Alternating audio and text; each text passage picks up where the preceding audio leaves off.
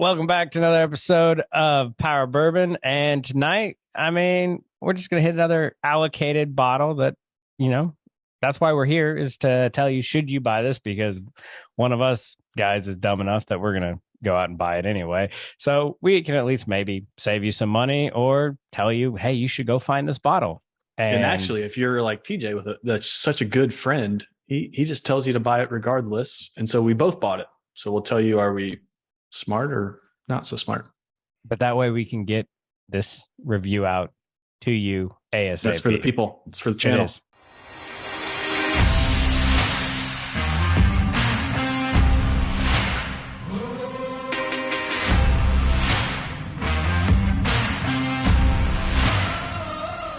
Tonight, what we're going to review is the newest Little Book. So this is Little Book Chapter 6, To the Finish.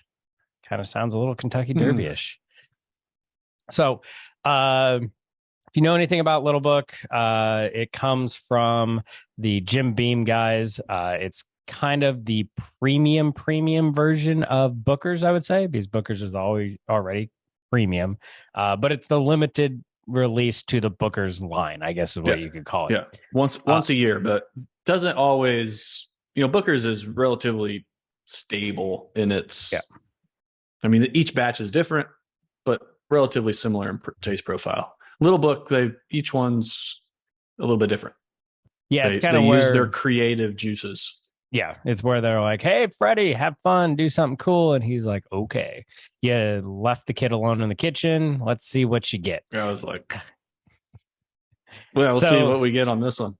Yeah, so in this one, so I get it all right. They give you a nice little tag here. So it is a 4-year-old straight malt whiskey finished with cherrywood staves, a 4-year-old straight malt whiskey finished in applewood smoked barrels, a 4-year-old straight malt whiskey finished in hickory smoked barrels, a 4-year-old straight malt whiskey finished with maplewood staves, so 2 staves and 2 barrels, and then it's all blended with a 5-year Kentucky straight bourbon. And it comes in at 117.4 proof. So this is quite different from the previous Little Books. So this malt whiskey, as well as the finishing. So the previous Little Books were just their straight bourbons, more of a blend, I guess, just, creative blend of some younger whiskey and some older whiskey, but still just kind of a standard blend. This is going into both malt whiskey and then also the finishing. So 4 different either staves or barrels, and then finished off with that balance maybe, or tried to be balanced maybe a little bit with just a straight 5-year bourbon. Right. And then remember, Little Book 4 had that brown rice mash bill in there, which they're bringing that back. If you're part of their subscription service, coming up this in September is going to be a brown rice bourbon. So I'm interested to try that one. But I think we got to talk about the elephant in the room here. So they just released earlier this year Hardin's Creek, which was $80 for a 2-year-old bourbon. And now Little Book is $130, and the oldest in it is 5 years. So Jim Beam is deciding, I guess, to go full craft and just release really young stuff at a premium price and see if people buy it. So we'll see. This is, I'm picking on Brian because he's not here. This is like if you told me sight unseen that a 5-year malt whiskey or 4-year malt whiskey playing around with some finishing came out of 80 Laws, I would have believed him. Yep. Coming out of Jim Beam. Bit of a surprise. It is. That doesn't mean it's bad. So let's get into this nose tasting. Let's see if it's worth $130. His experimentation gives us some great things. I appreciate. Yes. I'm a researcher, so hey, that's how you innovate. That's how you find new things. And really, in the bourbon world today, we experience a lot of great things, like the finishings. Just finishing in general, cask finishing in bourbon has just been, for me, wonderful. So whether it's finished in different spirit barrels or with wood staves. So what Makers has done, toasted bourbons. We recently reviewed a Vantage barrel, which was fantastic. How does this compare?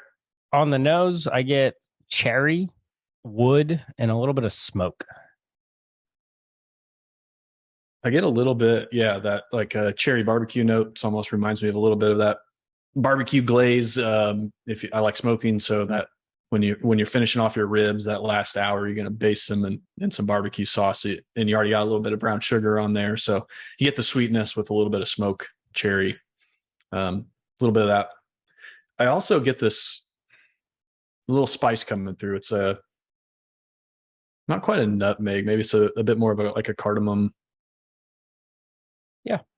And a little bit of a grassy note, which I suspect just coming from both youngness and what you get with high barley malt. Yeah. Yeah. There's definitely a little bit of grassy in it. But overall, it's a really good nose. Nose is pretty good. Yep. Nope. The Spoiler. Nope. Just stop. There we are. That's and cut. I'm struggling with it. Yeah. I'm trying to. It is I'd say it is. Say complex. It's just there's a lot going on there. Overly complex. Yeah, well, I was going to say I'm not sure a lot of it is good. So I do get some of like a Christmas spice initially in the palate. It does have a decent creaminess. The mouthfeel is not bad, but there's this dominant grainy note, and then just this lingering hay to me. That's yeah, it's indicative of young malt. Yeah, it's a young malty. I'd almost like if I didn't know what I had, I would probably think it might have been a rye, to be completely honest. Agreed. With all the grassy notes in the nose, and then the spice and hay notes I get in the palate to finish.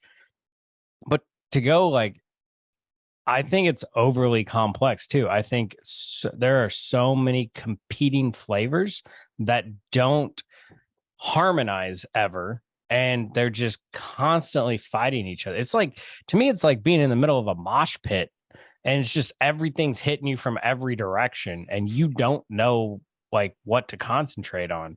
Are there like hints of good stuff in there? Yeah. But then as soon as you like pick up on that, something else smacks you in the head, and you're like, oh, I don't know what's going on now. So yeah, I mean, I said it when I don't think there's a lot it's a lot going on, but not a lot of good going on. And I keep going back to it, hoping, sometimes, and I opened up my bottle for a couple hours. I always try to do that with new bottles. Doesn't always happen. But try to give it a little bit of air. So it's not like it's the first pour. And I keep going back to it, hoping that I find that it changes for me, and my opinion of it changes. And it's just not. No. I mean, I never thought we'd do like short and sweet, under 10-minute review type of thing. Brian's not here, so that's a possibility. Yeah, exactly.